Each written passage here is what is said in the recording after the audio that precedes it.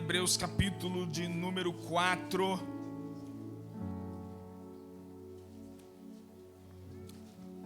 Deu uma mordida na língua aqui agora, rapaz. Aleluia. Na verdade não foi agora, foi na hora do louvor, sem querer. Estou sentindo que tá. Amém? Todos encontraram Hebreus capítulo de número 4, versículo 14.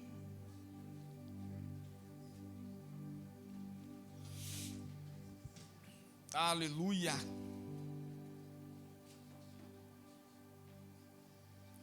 Eu quero ler na versão NVT.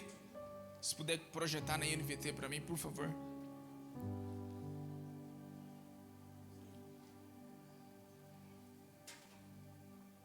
Todos encontraram?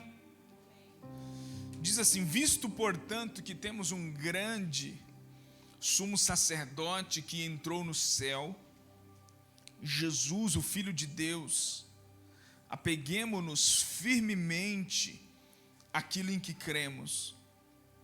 Nosso sumo sacerdote, ele entende as nossas fraquezas, pois enfrentou as mesmas tentações que nós, mas nunca pecou. Assim, aproximemo-nos com toda a confiança do trono da graça, onde receberemos misericórdia e encontraremos graça para nos ajudar quando for preciso. O versículo que eu gostaria que você, se possível, deixasse até sua Bíblia aberta para você me acompanhar, que a gente vai ler muita Bíblia hoje. O último versículo aí, o 16, é o que eu quero focar, que é o tema dessa pregação. Ele diz: aproximemo-nos com toda a confiança do trono da graça, onde receberemos misericórdia e encontraremos graça para nos ajudar quando for preciso. Em outra versão fala assim: acheguemo-nos, portanto, confiadamente junto ao trono da graça. Essa palavra me veio há dias atrás e hoje eu quero compartilhar com você um pouquinho. Eu vou ser rápido, eu não preparei uma mensagem muito extensa, mas eu preciso da sua atenção porque ela é muito importante. Essa palavra de hoje, ela é importantíssima, talvez para você que é novo no Evangelho, que é cristão há pouco tempo. Essa palavra pode ser muito boa para você compreender algumas coisas. É importantíssima não só para você, claro, que já é novo no Evangelho, mas para toda a igreja. Se você tem, seja lá quanto tempo de cristão você tem, mas essa palavra nos faz compreender algumas coisas sobre a nossa caminhada cristã. E eu gostaria que você ficasse bem atento a isso. Irmãos, o livro de Hebreus é um dos livros mais fantásticos que tem das Escrituras. A carta aos Hebreus, ela não tem um autor definido. Há quem diga com muita certeza que o autor dessa carta foi o apóstolo Paulo, né? Mas não tem uma definição clara de que o autor tenha sido Paulo. Alguns estudos bate o martelo dizendo que era Paulo, outros não. Por ter essa indefinição, eu também não chego a dizer que é o apóstolo Paulo. Mas às vezes a gente falha pregando, a gente fala que foi Paulo, né? A gente acaba esquecendo. Primeiro porque Paulo escreveu quase todas as cartas, quase o Novo Testamento inteiro.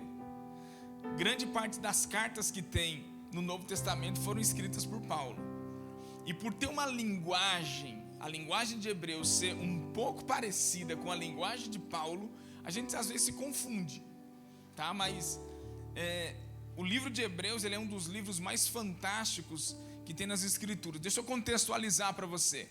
Nesse período, os crentes hebreus estavam vivendo um ataque muito grande do judaísmo. Como assim? Os crentes alguns que tinham partido do judaísmo para o cristianismo, migrado, né, do judaísmo para o cristianismo, eles abandonaram os rituais que os judaizantes faziam. Muitos rituais, sacrifícios, cerimônias que eles praticavam constantemente. No livro de Hebreus você percebe que o autor está tentando combater para que a igreja não retrocedesse novamente ao judaísmo. embora eles tenham entendido que Cristo é o sumo sacerdote, você vê que eles falam por muitas vezes sobre sumo sacerdote, sobre sacrifício. Isso nada mais era o autor de Hebreus tentando mostrar para a igreja, que estava tentando retroceder novamente ao judaísmo, que não se era mais necessário retroceder a práticas religiosas que eles faziam no passado. É importante você ler, quando você lê, se você voltar para o Antigo Testamento, o livro de Levítico, você vai ver que o livro de Levítico por completo, ele fala sobre cada lei cerimonial. O que significava o sangue, o que significava cada sacrifício, cada oferta, que era dízimo, primícia, tudo aquele contexto que Israel vivia, o livro de Levítico, ele traz clareza. Mas só que ali é um livro que você entende que eram leis cerimoniais. No nosso tempo, até mesmo nesse tempo da carta aos Hebreus, já não se praticava leis cerimoniais como os judeus faziam. E muitas coisas. A carta aos Hebreus é uma defesa do Evangelho. A carta aos Hebreus é o autor dizendo: nós não devemos retroceder novamente. Se vocês retrocederem, é como se vocês estivessem anulando tudo que Cristo fez. Tudo. É como se eles estivessem anulando tudo que Cristo havia feito.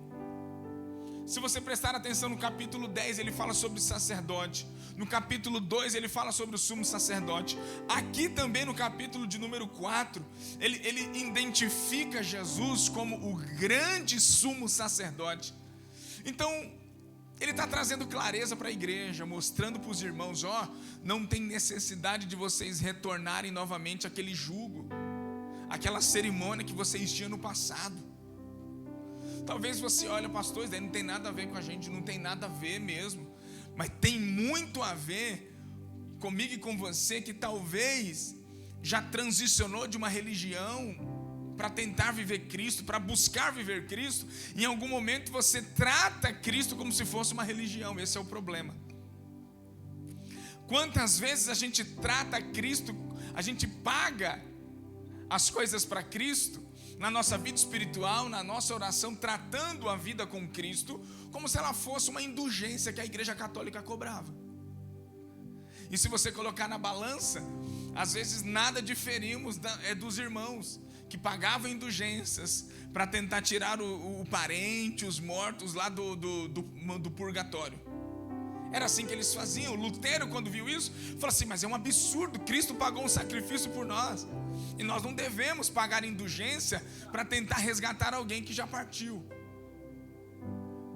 É muito fácil, irmãos, às vezes a gente perder a sensibilidade daquilo que é viver o Evangelho de Cristo e entrar dentro de uma religião, viver debaixo de práticas, de legalismo, de coisas que nos roubam do Senhor, que se parece com santidade, tem uma roupa de santidade, mas na sua essência é vazio. O espírito de farisaísmo, ele é justamente isso. Ele tem uma vestimenta, uma capa de muita santidade, de alguém muito honesto. Mas Jesus falou: vocês são um sepulcro caiado. Vocês por fora são completamente ornamentados, mas por dentro vocês estão mortos. Isso é religiosidade. E se você não tomar cuidado, você pode se tornar um religioso, por não compreender a maneira correta de servir a Cristo. Quando olhamos para o que a Bíblia nos mostra sobre o sumo sacerdote no Antigo Testamento, qual que era a função do sacerdote? A função do sacerdote era entrar dentro do tabernáculo, oferecer ali o sacrifício no altar, acender o incenso do lugar santo, e na mesa da preposição ali tinha 12 pães naquela mesa, organizar, colocar pão fresco todas as vezes. O sacerdote ia no candelabro, acendia as 7 tacinhas, colocava azeite, acendia. Isso era o sacerdote. O sumo sacerdote, de ano em ano, ele já tinha uma missão um pouco mais dura. O sumo sacerdote, de ano em ano, ele oferecia sacrifício a Deus pelos seus pecados, e ele oferecia sacrifício pelos pecados do povo.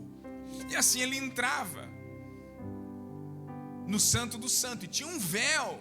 Olha só, No tabernáculo tinha um véu que separava o lugar santíssimo do lugar santo. O sacerdote entrava só até o lugar santo. O sumo sacerdote, uma vez no ano, tinha um turno, ele podia entrar no santo do santo. Ali tinha uma arca. Dentro da arca tinha um maná, tinha os 10 mandamentos, a tábua dos 10 mandamentos, a vara de Arão que floresceu no deserto. E ali era, isso daí, irmãos, era todos os dias e de ano em ano. Eles repetiam por anos a mesma coisa sem falhar. Sempre ali, repetidamente, sempre. Entrega o sacrifício por mim, entrega pelo povo, entrega por mim, entrega pelo povo. O povo, mas só que a Bíblia garante que o sacrifício do sumo sacerdote, ele não removia o pecado do povo, ele cobria. Ele não removia, não tirava o pecado, não anulava a dívida, não justificava por completo a pessoa, simplesmente cobria. A Bíblia nos mostra que esse sacrifício ele necessitava ser repetido diariamente e de ano em ano. E a Bíblia garante que o sumo sacerdote, ele fazia o quê? Ele entrava ou ele penetrava do lugar santo para o lugar santíssimo. E aqui é onde eu começo a sorrir, já me alegrando com essa palavra. E eu queria que você também estivesse no mesmo espírito. Amém? É que a Bíblia fala assim, olha como que o autor começa: tendo pois a Jesus o Filho de Deus como grande e sumo, a superioridade de Cristo aqui agora, porque Cristo não entrou no Santo do Santo, Cristo não ultrapassou um véu para entregar o sacrifício. A Bíblia fala que o grande sumo sacerdote, ele penetrou os céus. Ele não entrou no Santo do Santo, ele entrou nos céus. Ele não foi diante da arca, ele foi diante da presença suprema do autor e consumador da fé, do próprio Deus, do Criador. Jesus não entrou no véu, Jesus não abriu um véu para entrar. Jesus entrou, penetrou, andou pelos palácios celestiais para se encontrar com o próprio Pai. Isso é lindo demais. E o autor de Hebreus deixa claro: o grande sumo sacerdote, ele é maior que o pastor, ele é maior que o evangelista, ele é maior que o sacerdote, ele é maior que o sumo sacerdote. O sumo sacerdote entrava além do véu, o grande sumo sacerdote, ele penetrou os céus, ele foi muito além. No lugar que ninguém podia entrar, ele entrou. No lugar que ninguém podia ir, ele foi. Por quê? Porque ele é grande, ele é Jesus. Cristo tem ousadia e autoridade de entrar em lugares que eu e você não poderíamos entrar. Mais do que o véu, ele entrou nos céus, ele ultrapassou os limites mais profundos que existia. Ele ultrapassou os limites da eternidade para entrar diante de Deus, para entrar diante do Pai. Mas o que Cristo fez? Qual foi o sacrifício que Jesus ofereceu? Jesus não ofereceu sacrifício. Olhe isso. Jesus não entrou na presença de Deus para oferecer sacrifício. Jesus foi o sacrifício na presença de Deus. Jesus não levou, ele era o próprio sacrifício. Jesus não pegou nada para levar, Jesus foi, se entregou, se deu como sacrifício vivo, santo e agradável ao Pai. Jesus não foi para levar algo, porque se Jesus levasse um sacrifício, o que ia acontecer? Ele ia cobrir o pecado do povo. Jesus foi para se tornar o sacrifício. E olha só, Jesus era o sumo sacerdote, e Jesus era o sacrifício que o sumo sacerdote apresentava.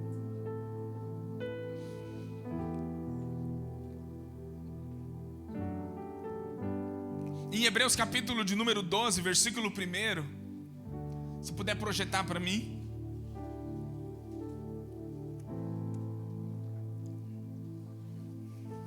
Olha o que diz na versão NVT. Portanto, irmãos, É na NVT?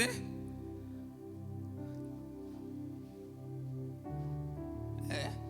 Por que está diferente da minha?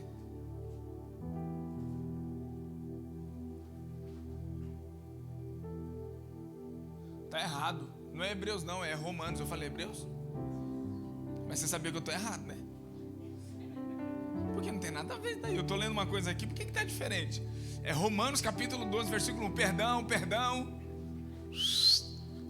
Calma, não criemos pânico. Portanto, irmãos, suplico-lhes que entregue o seu corpo a Deus, por causa de tudo que Ele fez por vocês, que seja um sacrifício vivo e santo, do tipo que Deus considera agradável. Opa, calma aí. Tem um tipo de sacrifício que Deus se agrada. E eu vou te falar, tem um tipo de sacrifício que Deus não se agrada. Não adianta. Não é no muito falar e nem no muito fazer. Preste atenção. Que seja um sacrifício vivo e santo, do tipo que Deus considera agradável. Aí ele fala, essa é a verdadeira forma de adorá-lo. Está aqui. A Bíblia está me dando a receita que existe uma forma correta de adorar a Deus. Não é do seu jeito. Fala assim para o seu irmão, você acha que você manda, é? Você acha que você manda em alguma coisa? Não, eu levanto a minha mão para Deus quando eu quiser. Eu canto quando eu achar que tem que cantar para Deus. Tem gente que quando está na luta fica com raiva de Deus, né? E não canta. Fica chateado com Deus. Eu já fiz isso daí já. Já fiquei nervoso com Deus e não queria fazer mais nada para Ele. Aí Deus falou assim, meu filho, o que será de mim sem a sua devoção? Aí Deus falou assim, e agora? Eu não vou dormir essa noite se você não me buscar, meu filho. Se você não quiser me adorar por causa da sua luta. Você acha que Deus... Você acha que você manda, é? O problema... Eita, vou começar agora, hein? O problema dos crentes de hoje, irmãos, é que eles têm o Jesus deles, não o Jesus da Bíblia. O Jesus deles, eles manipulam, fazem do jeito que quer. O Jesus deles, eles fazem do jeito que quer, que acham que pode fazer. Não, meu Jesus me entende. Todo mundo quer um Jesus compreensível, mas ninguém quer compreender Jesus, né? Ninguém quer compreender o Cristo. Mas Cristo tem que me compreender, Cristo me entende. A Bíblia fala, essa é a verdadeira forma de adorá-lo. Mas Jesus mostrou qual é a verdadeira forma de adorar a Deus. É levando o quê? A vida. Adoração é um estilo de vida que você presta a Deus. Adoração é um estilo de vida que você promove, que você constrói ao altar, prostrado diante dele, agradando a ele. Existe uma forma de você adorar. Existe um jeito de agradar a Deus. Por isso, mais do que oferecer algo para Deus, Deus me quer. Deus ama a minha vida. Mais do que o que eu posso oferecer para Ele, Deus não se agrada mais do que eu faço para Ele do que de mim próprio. Deus agrada de mim. Leia comigo Miqueias capítulo 6, versículos 6 ao 8. Leia comigo. Miqueias capítulo 6, versículo 6. Na versão NVI ele fala assim: presta atenção. Com o que eu poderia comparecer diante do Senhor e curvar-me perante o Deus exaltado? Como se ele falasse assim: o que eu posso, o que eu tenho que levar, com o que eu tenho que me apresentar diante de Deus para, para que Deus se agrade de mim? Deveria oferecer holocaustos e bezerro de um ano? Ou seja, o bezerro de um ano, ele fala assim, é o meu primeiro, é a minha primícia, né? O primeiro que eu tenho que pegar aquele primeiro e tenho que oferecer a Deus? Ou ficaria o Senhor, já não bastasse oferecer um bezerro de um ano, ele agora aumenta, agora ele vai apelar. E se eu trouxesse, ficaria o Senhor satisfeito com milhares de carneiros? Ficaria o Senhor satisfeito com 10.000 ribeiros de azeite? O que eu posso oferecer a Deus, que Deus ele possa olhar e dizer assim: uau, meu filho, esse daqui, ó, bate palma para ele, porque eu tenho que trazer milhares e milhares de ofertas ao Senhor? Aí ele apelou, hein? Eu devo oferecer o meu filho primogênito pela minha transgressão, ou o fruto do meu corpo por causa do pecado que eu cometi? Por favor, Senhor, diga-me o que eu tenho que fazer para o Senhor se agradar de mim. A resposta é versículo de número 8. E ele mostrou a você, ó homem, o que é bom e o que o Senhor exige de você. Pratique a justiça,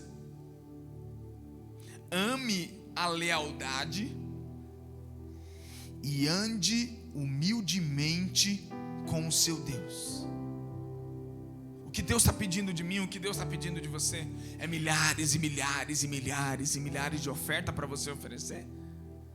O que eu posso fazer, Deus, para que o Senhor se agrade de mim? A resposta é: pratique a justiça, ame a fidelidade e ande humildemente com o teu Deus. Qual é o tipo de sacrifício, de adoração que Deus quer de mim? Deus quer a minha vida. Deus me quer. O que eu vou oferecer é secundário. O que eu posso oferecer, o meu serviço, o meu trabalho, a minha adoração, o meu louvor, meu talento em servir a igreja, em servir pessoas, isso daí é secundário. Deus está dizendo: ande humildemente comigo. Cristo era o próprio sacrifício. Cristo era o próprio sacrifício. Cristo foi o maior sacrifício de todos que alguém poderia. Ninguém consegue superar o que Jesus fez. Ninguém, irmão. O livro de Hebreus capítulo 10, versículo 11 fala assim: o sacerdote se apresenta todos os dias para realizar o serviço sagrado e oferece repetidamente os mesmos sacrifícios que nunca podem remover os pecados. Não existe nada que você faça que remova o pecado. Não existe nada que você faça que te justifique. Não existe nada que você faça que te torne alguém aceitável diante de Deus. É tudo pelo sangue de Jesus. Irmão, quando você descobre isso, você percebe que não é pelo muito fazer, não é pelo muito falar. Porque se você faz para ser aceito, você não é amado da forma que você acha que deveria ser. Porque você pode entrar num risco muito grande de você comprar o amor pelo serviço que você oferece. O dia que você não tiver nada para entregar para a igreja ou para alguém, você vai se sentir inútil na igreja. Esse não é o caminho correto de se viver na presença de Deus. Porque senão você pode comprar o amor pelo seu serviço. Eu faço, por isso que a igreja me ama. Nossa, você percebe, eu deixei de fazer na igreja, parece que ninguém me ama mais. E na verdade nada mudou. É porque você estabeleceu dentro de você um padrão de que você só pode ser alguém aceito e bem visto na igreja, no seu trabalho, na sua casa, na sua comunidade, quando você produz alguma coisa. Você tem que cantar aquela música que a gente cantava na época do ciclo de oração. Estou satisfeito com Cristo, confesso por meu Salvador. Tem que estar satisfeito com Jesus, irmão. Amém? Você está aqui? Eu falo assim para você, irmão, não durma não, fica acordado que já melhora. Aí ele continua: o nosso sumo sacerdote, porém, ofereceu a si mesmo. Mais uma vez, o autor de Hebreus está dando ênfase que Jesus não ofereceu um sacrifício, ele ofereceu a si mesmo. No omelete, um omelete com bacon, quem gosta? É gostoso ou não é? Você dá valor para as granjas de hoje. Tem aquele meme que a galinha está olhando no espelho assim e fala assim: agora eu vou me valorizar. Passando batom, agora eu vou me valorizar. No omelete, você vai fazer aquele omeletão com bacon assim, é gostoso ou não é? A galinha dá o ovo. E o porco? O bacon. Dá vida. A galinha se envolve no omelete. O porco se compromete. É totalmente diferente. A galinha está envolvida ali, mas o bacon está comprometido com a causa. Ele morre pela causa. Isso é sacrifício vivo, santo e agradável, do tipo que Deus gosta. Olha para você, irmão, você quer saber o tipo de sacrifício que Deus gosta? É aquele que te compromete. É aquele que te custa a vida. Você quer viver um evangelho muito xoxo, muito raso, que você tem saída de emergência, que você faz o que quer, da forma que você quer? Você lembra quando Deus ele chama Jeremias? Deus fala assim: Jeremias, eu te escolhi desde o ventre da tua mãe. Mas Senhor, eu não sei falar, o problema é seu. Eu vou pôr minhas palavras na tua boca, e eu estou te constituindo como profeta das nações. Vou te enviar para um povo rebelde. E Jeremias nem sabia que ele ia pregar quase 30 anos, quase 40 anos, e ninguém ia dar nem crédito ao que ele falava. Foi um dos profetas que profetizou com todo mundo rejeitando a palavra dele. Perdeu amigo, acho que ele perdeu família também, né? Foi ele que perdeu a esposa? Ou não, foi Ezequiel? Foi Ezequiel. Mas perdeu as amizades. Os caras que eram amigo dele queriam matar ele. Sabe por quê? Só porque Deus olhou assim e falou assim: eu quero Jeremias. Não, eu quero você. E quando Deus escolhe, acaba. Meu irmão, quando Deus entrega uma igreja na mão de um cara, ele está acabando com a vida dele. Você não tem noção. É igual quando o apóstolo Paulo fala do dom de mestre, né? Aquele que busca ser mestre e ensinar não sabe o que está buscando, porque você não tem noção como você vai ser cobrado porque o cara que ensina, se ele não viver, ou se ele não tiver compatível, é claro que você nunca vai viver do nível do que você prega. O que você prega é sempre superior ao que você vive. Mas se você é hipócrita dentro daquilo, a Bíblia fala que você vai ser cobrado de uma maneira pesadíssima. Então o chamado de Deus, se ele não comprometer a sua vida, não é chamado. Escuta, é aventura. Se o chamado não te custa a vida, não te compromete a vida, isso daí é só uma aventura. E você pode ser um crente aventureiro, não tem problema não. Ou você pode ser alguém que vai se posicionar em um lugar, vai dizer assim: Senhor, eu sacrifico a mim mesmo para que aqueles que estão em volta de mim conheçam e vivam aquilo que o Senhor tem preparado. Isso é chamado, irmão. Isso é chamado. Isso é chamado. O que Jesus fez? O sumo sacerdote ofereceu a si mesmo como o único sacrifício pelos pecados, e esse sacrifício era válido para sempre. Ou seja, não necessitava que no ano seguinte Jesus tivesse que morrer de novo, e no ano seguinte Jesus tivesse que morrer de novo. A Bíblia garante que não era mais necessário.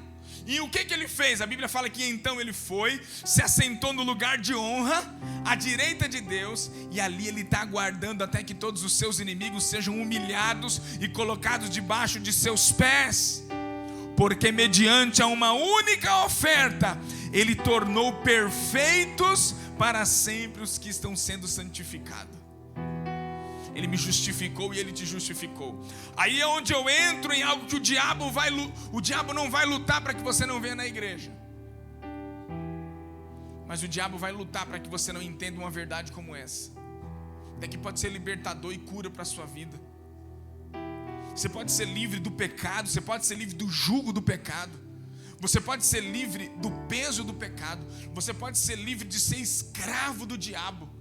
A sua mente pode ser liberta de toda a escravidão que o diabo coloca, a partir do momento que você entender que você foi justificado pelo sangue de Jesus, você foi lavado pelo sangue de Jesus, e nenhum espírito mais pode te submeter àquela antiga escravidão. Mas você tem que crer nisso. A Bíblia garante: se achegue com confiança diante do trono da graça, No trono da graça, só um pode estar sentado ali. Só um. O nome dele é Jesus. O nome dele é Jesus. A palavra usada no grego, aqui, aproximemo-nos com toda a confiança diante do trono da graça. A palavra usada é parresia.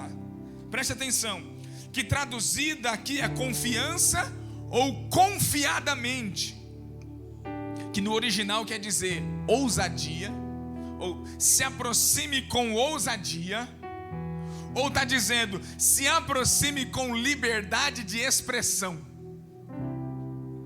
ou se aproxime com ausência de medo. No original, a Bíblia está dizendo assim: entre sem medo diante do trono da graça.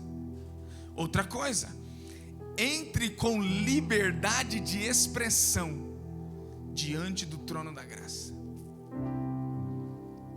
Posso te dar uma receitinha boa aqui? Sim ou não? Vou até descer, posso?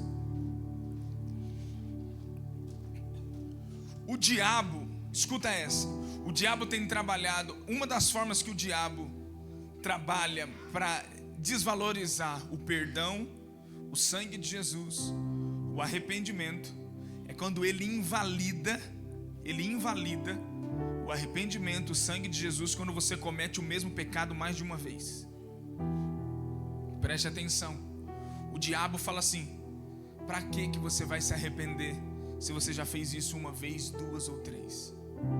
Deixa isso daí de lado. Você acredita que existem pecados que mesmo que você deixou de cometer, você não pode deixar de confessar? A Bíblia diz assim: chegue diante do trono da graça com liberdade de expressão. Você tem que falar, você precisa confessar. Aí o que tem acontecido?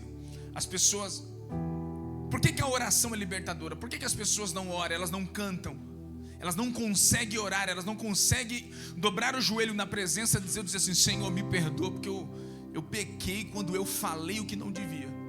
Senhor, eu estou aqui de joelho diante do Senhor para dizer que eu me arrependo de ter falado mal do meu irmão, de ter julgado, de ter assistido o que não devia, de ter falado o que não devia, de ter feito o que não devia. Eu me arrependo. O diabo está fazendo o quê? O diabo está silenciando as pessoas no arrependimento. Alguns até se arrependem, mas não confessam. E precisa ter arrependimento e confissão. O trono da graça, você só vai desfrutar do trono da graça se você confessar e se arrepender. Não adianta você só se arrepender, você precisa confessar. Primeiro que a Bíblia fala: confessai os seus pecados uns aos outros para serem curados. Salmo 32 fala: quando eu me manti calado, os meus ossos eles se apodreciam dentro de mim. O que a Bíblia está dizendo? Você precisa entrar diante de Deus e ter liberdade de expressão diante do Senhor.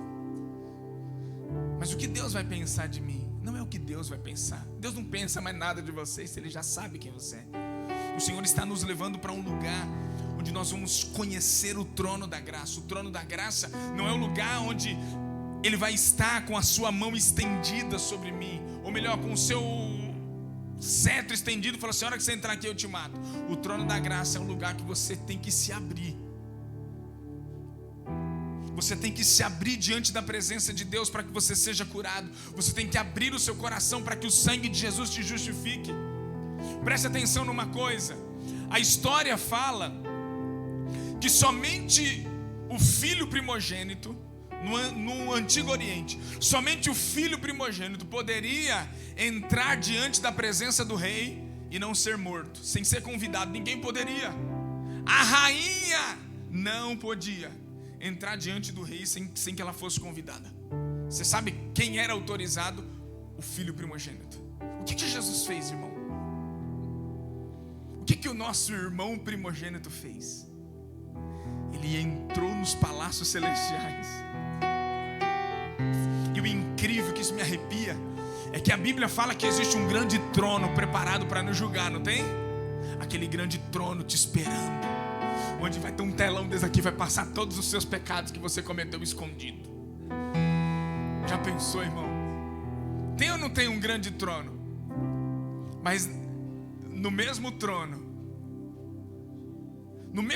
que tem um juiz assentado para julgar os meus pecados, 1 João, capítulo de número 2, diz que também tem um advogado sentado junto ao Pai, Jesus Cristo, o justo. O mesmo trono que vai ser o trono do julgamento. A Bíblia fala assim: chegue sem medo, sem temor, diante do trono da graça. Se tem um trono para julgamento, a Bíblia apresenta um trono de graça. Nesse trono de graça não tem padre. O padre não é digno de sentar nesse trono. Nesse trono de graça não tem pastor. Nesse trono de graça não tem bispo. Nesse trono da graça somente um pode estar sentado. O nome dele é Jesus. Ninguém tem tanto poder para redimir o pecador se não for Jesus. O que eu estou dizendo para você é que uma das coisas que o diabo tem feito nesses dias é que você não compreenda as verdades do Evangelho para que você seja curado, para que eu seja curado. Irmãos, eu lembro quantas vezes quando novo convertido eu cometia pecados, eu falava: ó Deus, eu já cometi de novo, eu não vou mais pedir perdão não, porque não adianta mais, eu cometi de novo. E o Espírito Santo, ou então quando eu me arrependia, eu chegava e falava, sabe, como um menino, assim: Deus, será que o Senhor me perdoa mesmo? Eu não estou sentindo que o Senhor me perdoa. Parece que eu não estou sentindo o seu perdão. E no início eu precisava sentir, mas chegou um tempo que eu precisava conhecer o perdão de Deus. Conhecer o perdão de Deus vai muito mais além do que senti-lo. Senti-lo vai ser importante no teu processo, mas conhecer o perdão de Deus, conhecer o trono da graça é muito mais poderoso. Eu oro, irmão, para que tudo aquilo que o diabo tem colocado de peso sobre sua mente, sobre o seu coração, o diabo não vai pesar sobre sua mente e o seu coração. Eu profetizo que você hoje vai encontrar o acesso ao trono da graça. Eu profetizo que nessa noite você vai encontrar acesso ao trono da graça, ao trono de Cristo, e ninguém vai te impedir de viver o que Deus tem para você.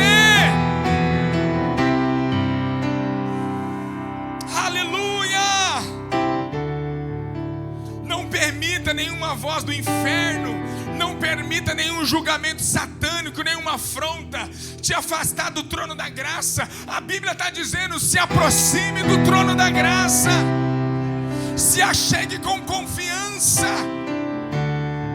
Não tenha medo de Jesus, não tenha medo do Espírito Santo, não tenha medo de ser encontrado em um lugar de cura, diante da presença dEle. O trono da graça é o lugar que encontramos favor quando estamos diante das maiores fraquezas das nossas vidas. O trono da graça não é para os fortes, irmão. O trono da graça é para os fracos, sedentos e pecadores. O trono de graça, o único que é fiel e misericordioso é Jesus, e Ele me convida, Ele te convida ao pecador fraco, sedento, aquele que não tem mais força para lutar com as suas próprias forças. Ele está dizendo: tente pelo menos se aproximar ao trono da graça, tente pelo menos se achegar a mim. Se você se achegar diante do meu trono, você vai encontrar favor, você vai encontrar graça, você vai encontrar misericórdia. O trono da graça é onde os necessitados se encontram.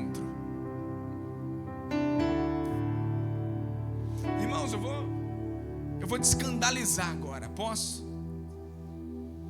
Quando eu meditava nessa palavra, eu me lembrei de Mateus capítulo 5, a partir do versículo 2 mais ou menos. Jesus começa o sermão falando sobre as bem-aventuranças, e ele fala assim: felizes ou bem-aventurados são os pobres de espírito, porque o reino dos céus lhes pertence. Essa palavra me mexeu. Essa palavra mexeu comigo, e eu não tive uma visão, mas só que na minha cabeça, na minha mente, me veio uma imagem assim. Me veio uma imagem de um grande trono, vem uma imagem de um monte de pecadores. Sabe quando você passa ali? Você já passou perto da Cracolândia?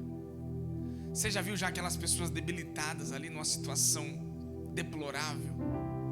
Pobre de espírito, pobre de alma, completamente. Se você já viu? Quando eu estava meditando nesse trono, nesse lugar, eu comecei a ver isso. Eu falei, Deus, eu sou como um miserável. Eu sou como um miserável, um pobre, miserável, necessitado pela graça do Senhor. Eu assumo isso. Sabe qual é o seu problema? Eu vou falar agora, profeta agora. Sabe qual é o seu problema? É que você não assume que você é pobre, miserável, que você precisa de Jesus. É que você todos os dias espera Jesus correr atrás de você. Você ainda não percebeu que você não passa de uma palha seca nas mãos dele, como uma erva que se seca. Assim somos nós. Nós somos necessitados. Eu me via diante de um trono como alguém que está implorando. O que é um pobre? Bom, você já viu aquela pessoa que se põe à porta de um restaurante pedindo esmola? Ela não tem mais vergonha de pedir comida, ela não tem mais vergonha de pedir esmola, ela não tem mais vergonha de dizer, por favor, me dá o que comer. Porque ele é um necessitado, ela está necessitada. Nós temos que nos ver assim diante de Jesus. Necessitado. Sou como um pobre pedindo, miserável pedindo todos os dias, por favor, me dá mais uma porção da sua graça. Por favor, me dá mais um pouquinho da sua misericórdia para esse dia. Por favor, Jesus, se o Senhor não me sustentar, eu não vou aguentar. Se o Senhor não segurar na minha mão, Senhor, o pecado pode me levar de volta. Ah, Jesus, se o Senhor não me abraçar nessa graça, nesse amor e nesse favor, eu não vou suportar as lutas, a tristeza, a angústia, as depressões. Ah, Jesus, eu estou aqui como um pobre de espírito. E a Bíblia fala que o reino dos céus serão dos pobres de espírito. Os pobres de espírito são aqueles que assumem a pobreza, a necessidade, o anseio de que precisam mais de Cristo.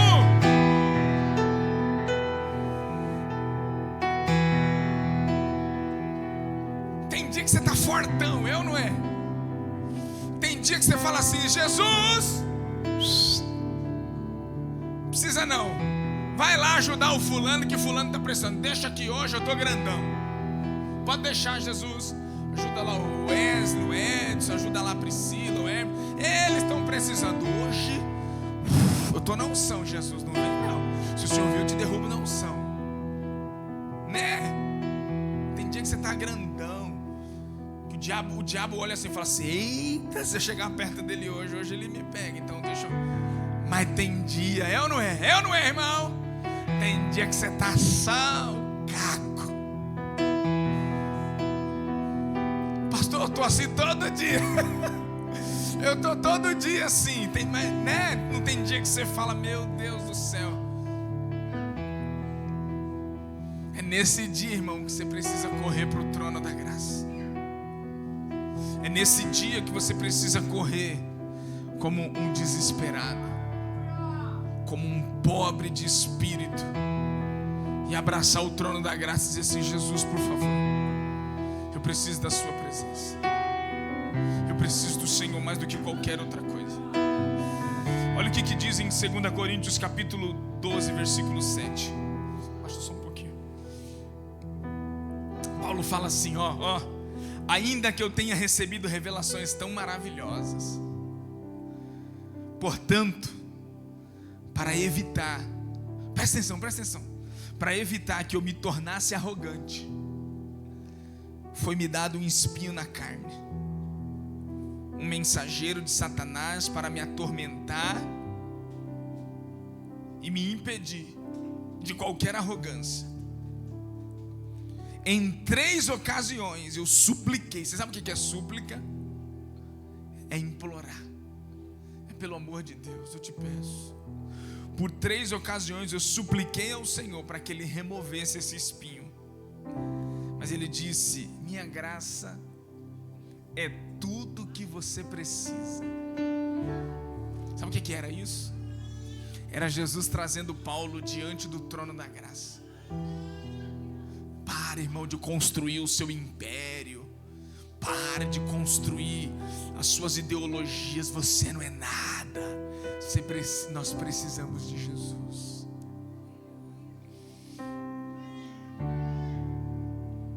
Para de deixar o diabo construir, colocar sementes malignas na sua mente, plantar sementes malignas na sua mente.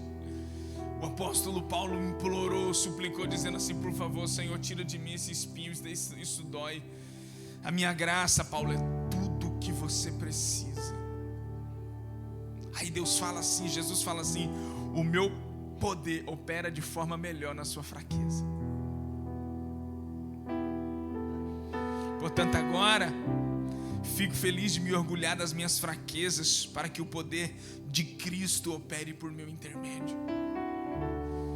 Ei, o trono da graça é o lugar dos necessitados. O trono da graça é o lugar dos miseráveis. Pastor, mas eu estava ouvindo o irmão Dave estava me dizendo que eu era tão importante para Deus, e você está dizendo que eu não passo de um caco. É verdade, irmão. O irmão David está te ajudando também, mas só que eu quero te matar.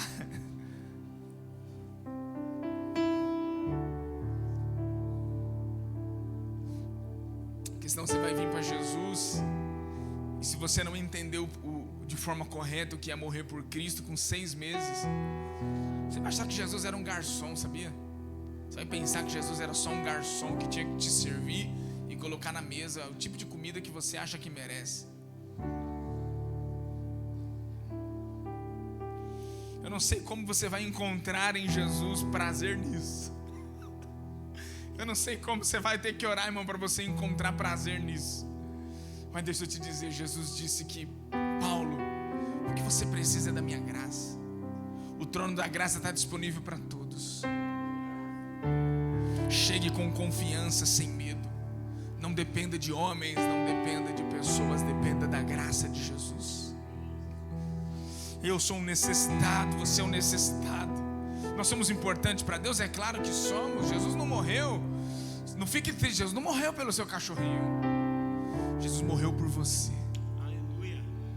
Jesus morreu pela sua vida. O sacrifício dele era para nos aproximar de Deus.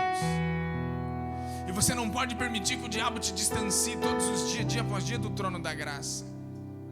Você não pode permitir que o pecado, que o desânimo, que os maus pensamentos, ou que os desejos, eles te impeçam de se aproximar diante do trono da graça. Há um convite de Deus para mim e para você aqui hoje, sabe qual é? Se achegue sem medo. Se achegue sem medo, mas eu vou ter que abrir meu coração para Ele. Existe cura quando você mostra para Ele onde está doendo. Existe cura quando você abre o coração mostrando para Ele o que você precisa.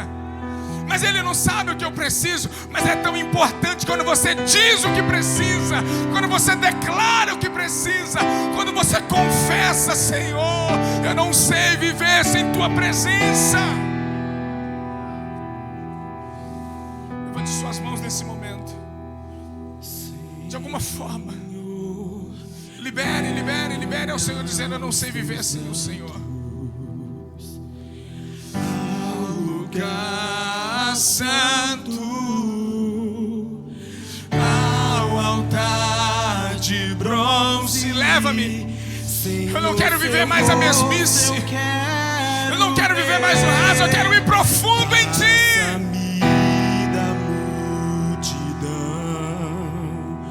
Por onde o sacerdote entra, diga isso. Tenho fome de justiça e só encontrei um lugar.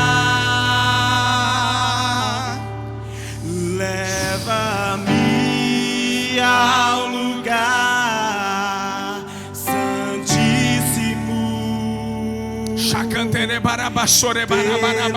sangue do Cordeiro Redentor, leva-me. Ele está tirando o medo do seu coração de ir mais fundo na presença dele. Ele está removendo o medo. Ele está dizendo para você: se você vir para minha presença, eu vou curá-lo. Eu irei restaurá-lo, eu irei curá-lo. Deixa ele te curar, irmã Maria. A presença do Espírito Santo está restaurando o seu coração.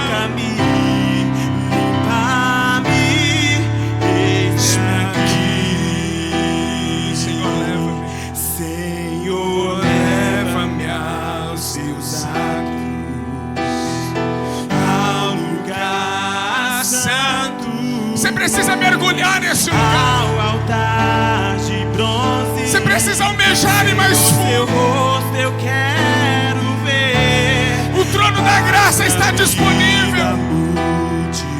Você precisa sair do seu lugar e dizer: hoje eu quero romper. Pode entrar. Tenho fome de justiça que só encontro em um lugar. Leva-me ao lugar. Coisa linda. Santíssimo, pelo sangue do Cordeiro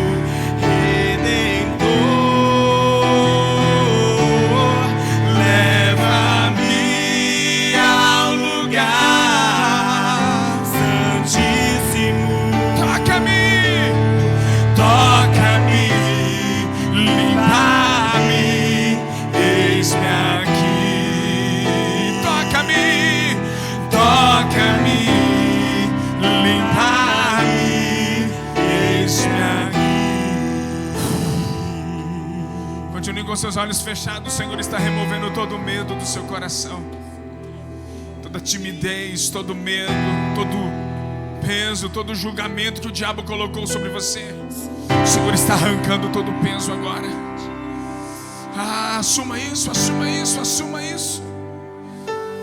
Você precisa entender que o ambiente está preparado, um ambiente de graça, de misericórdia, um ambiente de favor, de quebrantamento, de paixão. Saltando sobre os montes, Ele vem. e Ele vem, e Ele vem. Saltando sobre os montes, Ele vem,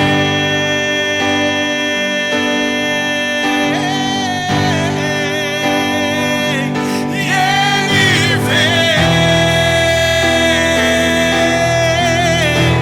Saltando sobre os montes, Ele vem,